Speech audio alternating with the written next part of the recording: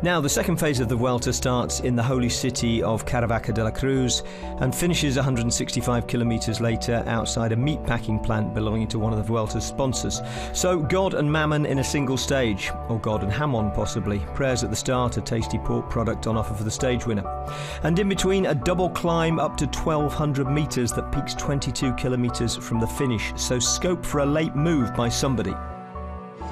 Vincenzo, oggi abbiamo una discesa che può rivelarsi decisiva in questa tappa. Tenterai qualcosa? Sì, oggi si riparte con la Vuelta, una tappa abbastanza difficile perché comunque affrontiamo una delle prime salite lunghe e poi c'è questa lunga discesa che porta all'arrivo, quindi vediamo se dare la giusta interpretazione. Non è semplice e come la Sky cercherà di controllare la corsa. Wet, as you can see at the start in Caravaca, and if it's also wet on the descent of the day's big climb, things could be very treacherous. Now, the break took an age to form. Not until 73 kilometres to go did 18 men manage to get away. A couple of local Murcia riders were in there, Luis Leon Sanchez of Astana and JJ Rojas of Movistar, who had his teammate Marc Soler with him. Matteo Trentin was in there too and picked up green jersey points at the intermediate sprint. Once the break had gone, the main field visibly relaxed. Alberto Contador showing off his sandwich to the cameras, Sky's David Lopez playing hide the team leader's sunglasses. As we pick up commentary, the breakaway is on the double kick-up from third onto first category climb, and Dimension Data's Jack Janse van Rensburg has attacked off the front of it.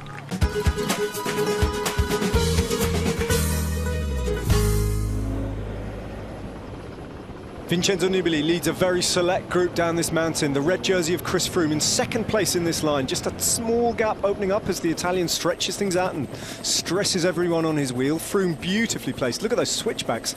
Gives you a real sense of how technical this descent is and how difficult it is, where the hairpins have just dried out, but under the trees it's still wet. And that's the front group there. So I think it's Rojas who's leading it. There's Nibali. This is the front of the peloton. There's still some riders in between from that original group of 17 riders. So they will be picking them off. But look, you can see the motorbikes flat out trying to stay in front of Nibali. Keep himself ahead and out of trouble and not get involved in the race. The motorbike rider has a job to do as well. That's a great shot. Who are we looking at? That is the front group. You can see the trio of riders just going down around that straight section there. Jack Janse van Rensburg, I say trio, was in the original quartet who went over the top of the climb, but he has found it harder than the others, and I think he's seeing the race go away from him. There it is, Rojas, Trentin and Jaime Rozon, and Jack Janse van Rensburg, his brakes squeal as he takes another switchback there and another hairpin just 100 metres further up the road. This really is a fantastic descent, but not without its perils. No, and you can see this is what Nibali will have seen and done their recon, be it on Google Earth or on actual old-fashioned maps. They'll have seen how technical this road was, and with the conditions, it plays into his strengths, and that's what bike racing is about. You have to play into what your strengths are, and this is what Nibali does best. He's a fantastic descender when he chooses to really use it. Green jersey, Matteo Trentin wants another stage win, doesn't he? Already a stage winner on the Vuelta, on the Tour de France, on the Giro d'Italia. There you go, Nibali's the motorbike can't get out of the way. Motorbike's got to get out of the way soon, because look, he's dropped Chris Froome, he's opened up the gap. Chris Froome rightfully doesn't need to take the risks that Vincenzo Nibali's taking. We know Chris Froome's also a fantastic descender, but at the same time there's no point in, there's two different motivations here, and Nibali's is perhaps one that you don't want to get yourself mixed up in if you don't need to.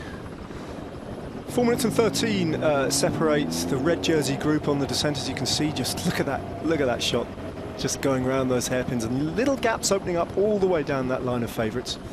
4 minutes 14 though separate them from the front of the race, so bonus seconds won't come into play today for the GC riders.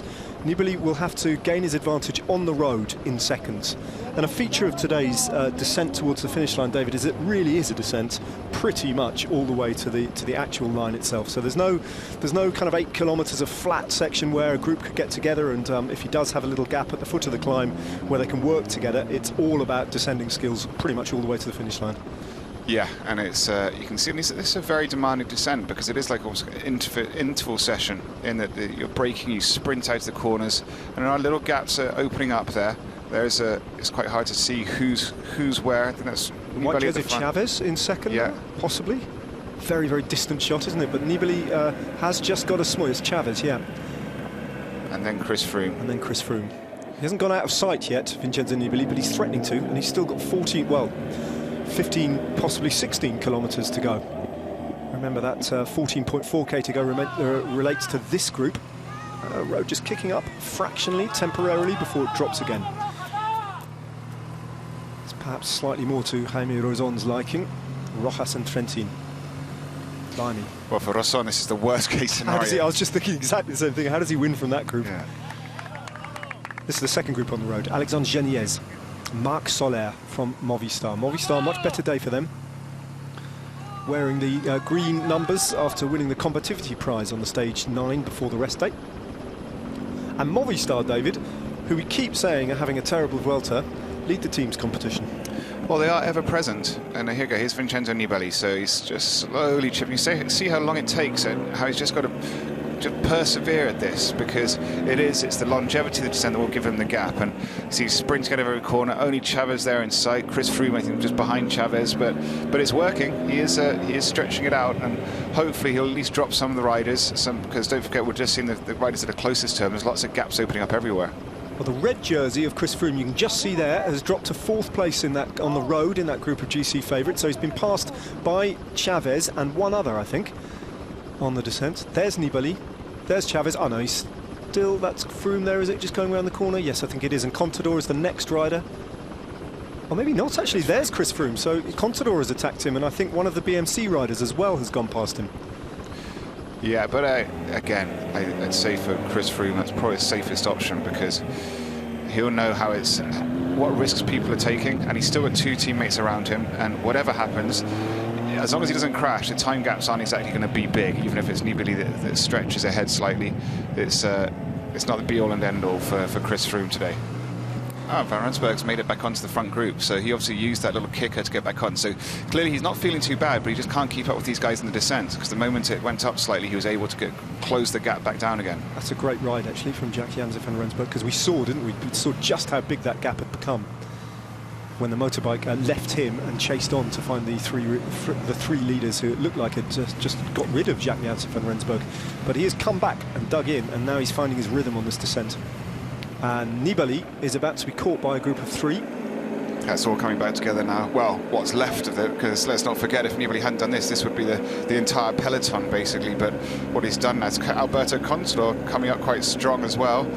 Chris Froome just dropped back, relying on his teammates. He's still got 2 teammates with him, so he's still in control, and he will be more so now he's seeing this all grouping together slightly. It is a long descent. Perhaps if it had been a little bit shorter. But there's certainly a lot of gaps opening up, so this perhaps it won't be affecting him much in the very top end of the GC, but he's losing a lot of people that were around him. And this is what you have to do if you want to stand a chance getting a good ride in GC. You have to be attacking everywhere, especially in the modern sport. It's not a case of doing one big hit, it's a case of lots of hits, and we see even Chris Froome doing that. Well, we're going to have 2 races today. The front race has less than 10 kilometres to go as Jack-Jan Van Rensburg chases back on to that group containing JJ Rojas and Matteo Trentin. Further back down the road, Vincenzo Nibali is still animating things and gaps are appearing on the road. But for the time being, Chris Froome, I think, has things under control.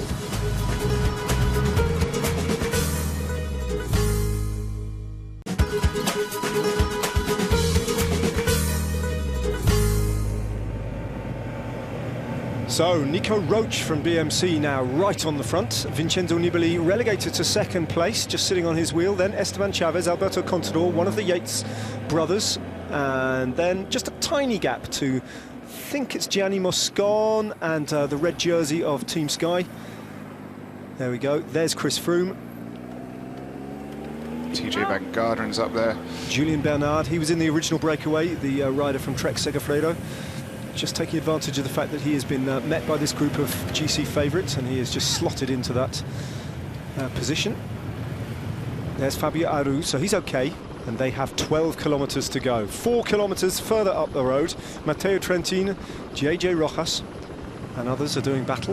You can see when it's this technical as well, if you're stuck behind a rider's going a bit slow and you don't get around them quick enough, you can find yourself 50, 100 metres behind the rider in front of them very quickly, so you have to be aggressive. There's not very many gifts you can do. You have to take dangerous moves sometimes to get by somebody who you think is going a bit slow. And that's what's happened here. Rosson has been dropped off. The two sprinters have ridden away from these two riders. Well, if that's the case, if that is a final selection in terms of that quartet, if that split just stays that same way, I think it's a mouth-watering prospect, isn't it? JJ Rojas against Matteo Trentin for the stage win. Well, I'd say you would expect Matteo Trentin to walk it, but at the same time, there's a added motivation in the fact that Rojas is home roads, and he made a mistake a few days ago, so he'll be wanting to rectify that. So, yeah, it could be close. Now, the two of them will be working very well together. I mean, it's not as if those other two riders were a threat to them, but it just reduces the variables. Now it's much more, it's simpler for them to manage this situation now. They've only got to watch each other, don't have to worry about those other two riders, even though they know they could have beat them in a sprint. They don't want to get caught out by one of them jumping away or some such thing. So now it is just going to be a simple sprint between those two. Well, I say that sometimes, but maybe Trentin will try and go on his own, or Rojas similarly.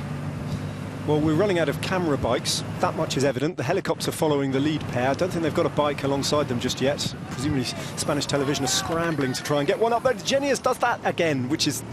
It's horrible. Not good to watch. That's the third time he's... I think it's just his style. I think it's just what he does. What he does. Like maybe learned from cyclocross and that sort of style of bike racing. Well, I mean, it seems to be effective. He's not doing it out of panic. It seems just something he's doing to distribute his weight. What are they talking about? I think that maybe just saying we'll sprint this out. It's like, let's just take this to the line. Push on, and then no playing games, around. Yeah. Adam Yates it is, going back to the red jersey group. Alberto Contador, Vincenzo Nibali, Esteban Chavez, Wout Poels. Then comes Chris Froome, then Gianni Moscon. Then, is it two BMC riders? One BMC rider. The rider I haven't actually seen for a while, and I still can't see him on that shot, is TJ Van Garderen. He was there. I think he's moved up the group. He was one of the... So there are two BMC riders in... Last riders in that group. Rojas and Trentin have 3 kilometres to go, and they, at the moment, cannot afford the luxury of messing around. Trentin just looks behind to check where they are, that chase group on the road, and they're still fully committed. They are sharing the work equally at the moment, but it won't last forever. And maybe within the final kilometre they will start to finesse their sprint and mess around. Now, having said that, Marc Soler did move to the front there and do a bit of work. Maybe that group realise that they're not going to win the stage, and Soler can help Geniez to just close the gap a little bit, because he's not actually going to threaten JJ Rojas. All seems to have calmed down a little bit now in the red jersey group after that frantic period with Vincenzo Nibali really trying to attack the whole race. Now then, 1.7k to go. Trentin finds himself on the front. Rojas looking at the back of the green jersey and the blue shorts of Quick Step Floors. Trentin just seems much more relaxed than Rojas. You can just tell. I mean, you feel the stress from Rojas, whereas Trentin looks very much in control. Seems to almost be using that stress to his advantage. He knows how much this means to Rojas, the pressure he's under, and I think he's going to just kind of play with him a bit in that. I'll tell you what, if JJ Rojas could design a stage, or a possibility of a stage on it, it would look like this, save for one fact: it's Matteo Trentin in that group. If it was almost any other rider in what remains of the peloton on the Vuelta, you'd really fancy Rojas, but I think the odds are stacked against him. Yeah, I'd say very much so. I mean, Matteo Trentin is on scintillating form at the moment, and he just rides tactically well. I mean, look at him, he's in the driving seat now.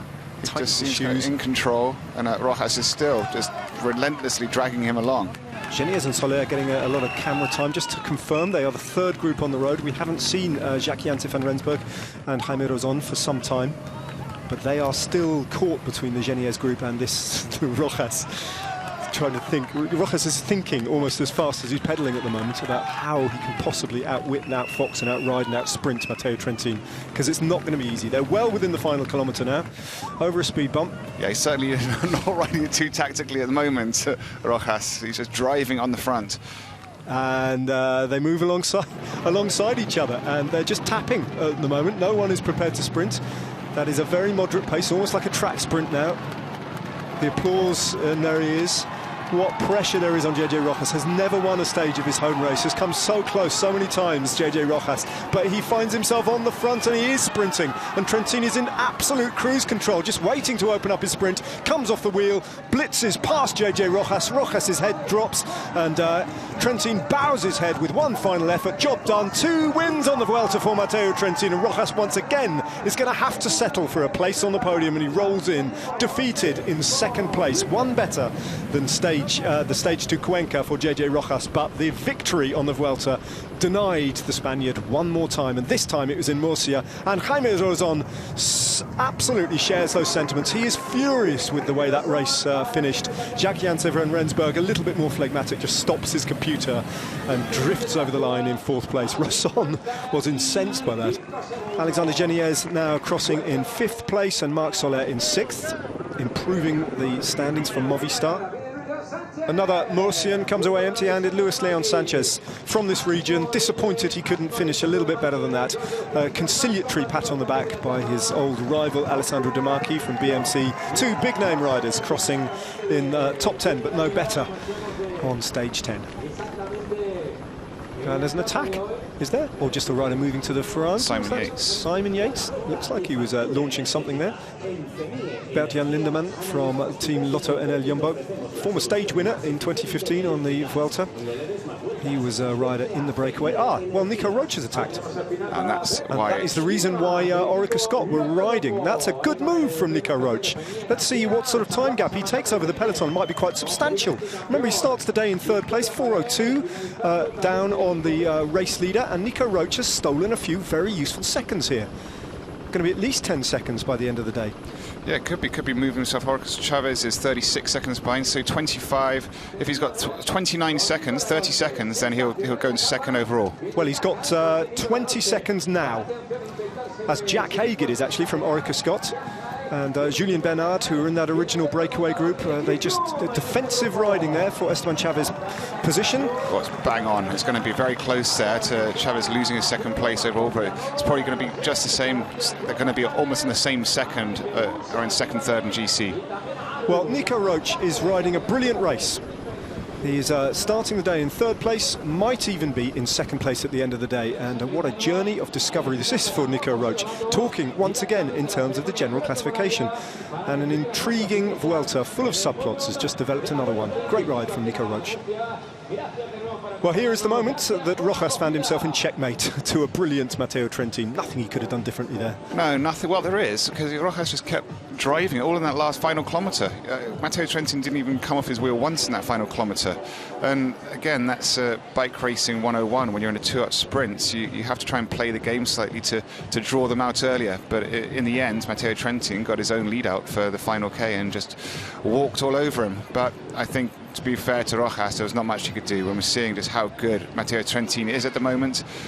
Not even the whole peloton can beat him in a bronze sprint, so to be just against him on your own, unlikely at best.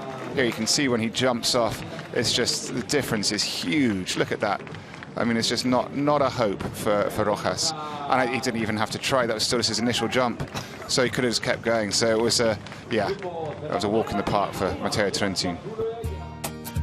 And another kick in the teeth for Movistar, for whom another stage ticks by without a win. The remains of the day's break filled the first 11 places. Then came Nico Roach, 4:03 behind the winner, 29 seconds ahead of the group containing the other big names, which was exactly his deficit to Esteban Chavez at the start of the day. Nico, you gained some valuable seconds there in the finale. Was that improvised or something you'd planned? No, it was fully improvised. It was just Vincenzo. I knew Vincenzo was going to try it, and he did it very well with the team, accelerating kilometre by kilometre and then giving a proper attack on the top. It took me quite a few kilometres to get back onto him, and then once I got back onto him, I looked behind and I saw that everyone was kind of a couple of seconds apart, and I said, well, just why not give it a go till the end and see what happens. And I think it was ended up being a good move. And as the French say, you've got ants in your legs. You're really in fantastic form. You can't help yourself at the moment. I don't exaggerate. I'm in this decent condition, very good condition, sorry. But I haven't been doing. I've been riding very, very smart. I haven't done anything crazy. I was always in the back of that little group and kind of making sure that I don't throw away energy and going after everything. So I think I rode actually pretty conservative and trying to hang on there in those really steep mountains. So today was the only day that I really gave it a proper go in the final, and my legs were just in bits when I crossed the line, so hopefully now I can get on the home trainer and warm down a bit. If Nico Roche's was the GC move of the day, Matteo Trentin's was the move of the day full stop. Getting in the break to chase green jersey points, of which he picked up 4 at the intermediate sprint, and then hanging on over the climb to take another 25 at the finish for the lead in that competition, courtesy of his second stage win, and Quick Step's 4th so far, having already won 5 at both the Giro and the Tour. Rojas is a very fast rider. He was also the home favourite today. He's from Murcia. And were you conscious of that? Yeah, we know that, and especially I got information from Fiete from the car that he knew really good the downhill, and of course he wanted to split the remaining group we were in the climb. So in the downhill. I'm pretty good descender, so I just let him do the thing. And to be honest, he made a really good downhill. It was super smooth. And few moments I got also difficult to follow, but as soon as I knew that I can keep him on distance, view distance, I will never drop. So I just keep calm and I let him do his own thing, and then when we were down we play our own card. We know you can sprint, Matteo. You've shown today you can climb and you can descend. How do you see your career developing over the next couple of years? Like this is okay, yeah. Once again, Davide Villela scored no mountain points, so he's living off the handy lead he established early in the race. Neither Thomas de Gendt nor Chris Froome scored either, so no change there. Adam Yates still leads the young rider competition. We saw him driving the red jersey group towards the line to limit his team leader's losses to Nicolas Roche. And not that he could possibly have calculated it, but he helped save second place for Esteban Chavez just. Chavez and Roche are now tied 36 seconds behind Chris Froome, and with no individual time trial to split them via hundredths of a second, it's down to stage placings. Chavez has a second, Roche's best is 7th. Vincenzo Nibali started the day 12 seconds behind Roche, and as a reward for starting the attacks, ends at 41 seconds behind him. So Chris Froome now has 2 men within a minute of him, not that he seemed overly worried about that after the stage, or about anything else. Chris, I suppose you expected a Vincenzo Nibali attack on the final descent, but how many risks did you end up taking? Yeah, for me, none at all. I expected Nibali to go on the attack on the final descent, and he did. Fair play to him. That was his tactic. But for me, I'm in a fantastic position at the moment, and I wasn't going to risk really pushing the limits on the downhill. So just sat with my teammates, knowing especially that there was quite a bit of road from the bottom of the climb to the finish line where things would come back together, even if guys did push it a bit on the descent.